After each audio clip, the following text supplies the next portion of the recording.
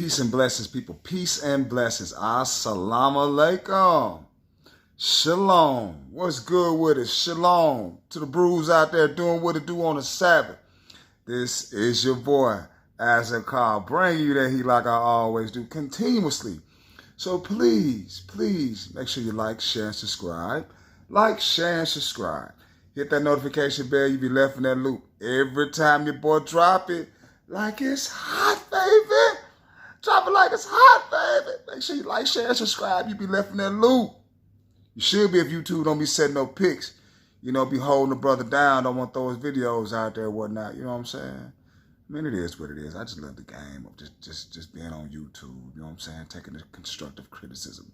Good or bad, I can take it. I don't get sad. No, I don't. No, I don't. So please, make sure you like, share, and subscribe. Like, share, and subscribe. Hey, HBO. Hit that Cash App or hit that PayPal. Musa Azakar. Cash App, Musa Azakar. PayPal. So let's go ahead and cook on this particular subject right here. Well, you know, this little situation that's happened, which ain't none of the black people business, you know what I'm saying? Ain't our business, but it's just news going around, you know, about this so-called situation that's going on over there. That so-called situation going over there, which ain't none of our business. It ain't none of our business. They're black people. Oh, but first of all, shout out to the black YouTube, though. Got to get shout out to the black YouTube. Yes, I do. O.J. Du Jackson, Kwame Brown, Ticket TV, Carcino, Willie D, the lead attorney, Kevin Samuels, Captain Dazaria, Captain Kakazai. Yes, the black YouTube. Out there doing what it do. But yeah, man, you know, when you bringing that business and you bringing that work, you know what I'm saying? And you want to be professional with your stance and business, or who you may want to do business with, embark on a trade or whatnot, a trade and relationship.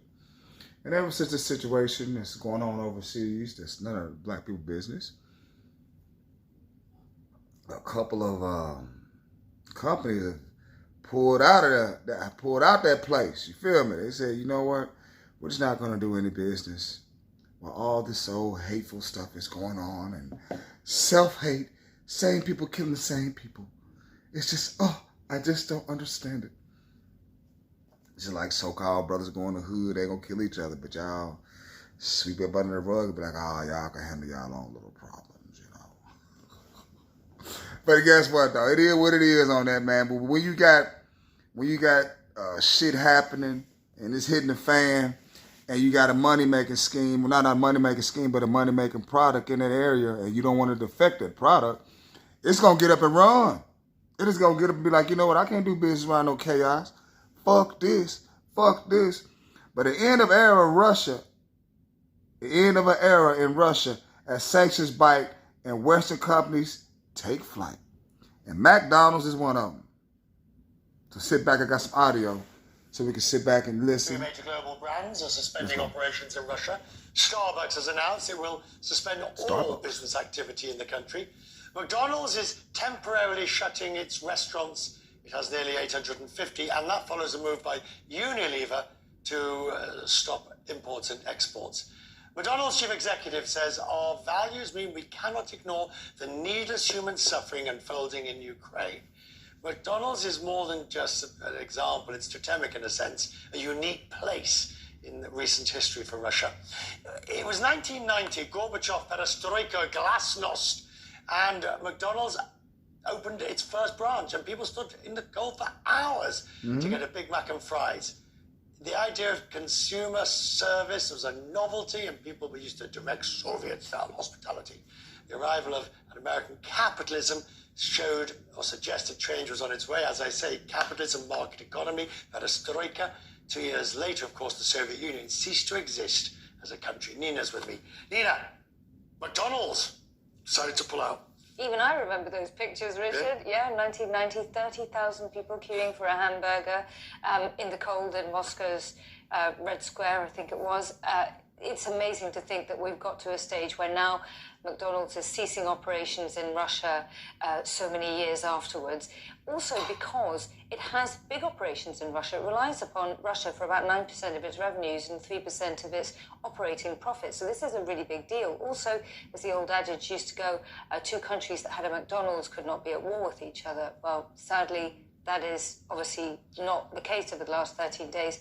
They pulled their operations out of Ukraine, obviously with the invasion, and now they've suspended operations in Russia, but they're going to keep staff paid, and that's an important point because there have been ructions among the Russian government that they could seize assets of foreign companies that aren't paying their staff. So we've got McDonald's, you've got Apple, you've got, you know the list. Starbucks, just in the last few hours. Right.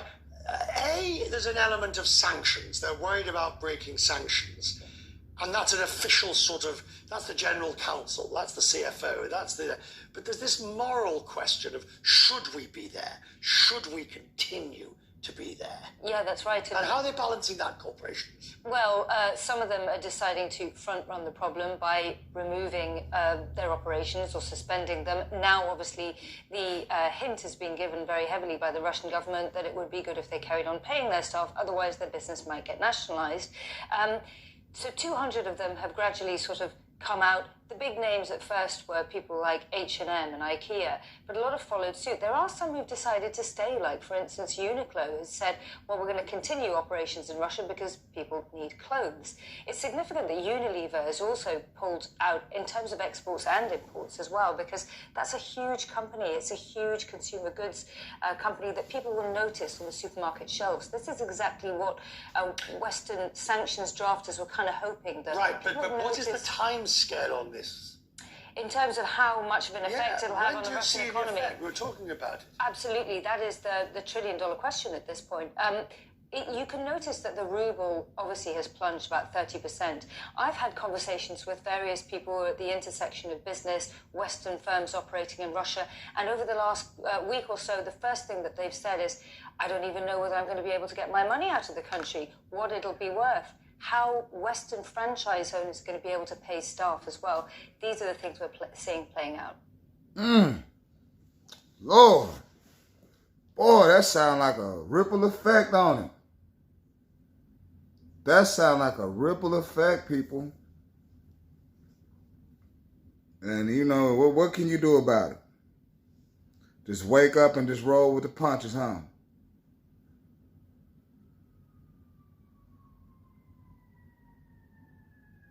That's all you can do. Wake up and just roll with the punches. But yeah, 30,000 people came to the first McDonald's in Russia.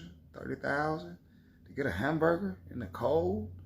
God, but now that thing is gone. Lord, what they gonna eat now? But it ain't none of my business. I'm just reporting the news. Just reporting the news. They ain't got shit to do with over here. But it's your boy Musa. Do me a favor, like, share, subscribe. Like, share, and subscribe. Peace and Bala Hagris, people. Boy, I'm telling you, I got to go. Help me to get out of here, brother. Europeans got out of tribes and formed nations. England, Scotland, Wales, France, Spain, Portugal, Italy, Germany, Poland, Russia. But when they formed into nations, they still had these hatreds that were in the tribes. So Spain hated England, Portugal hated Spain. Both of them hated France. And then when they got out of Europe and began conquering in the names of the kings of Europe and subjugating black people, they introduced to us their own tribal hatreds, their national hatreds, along with their divisiveness in religion.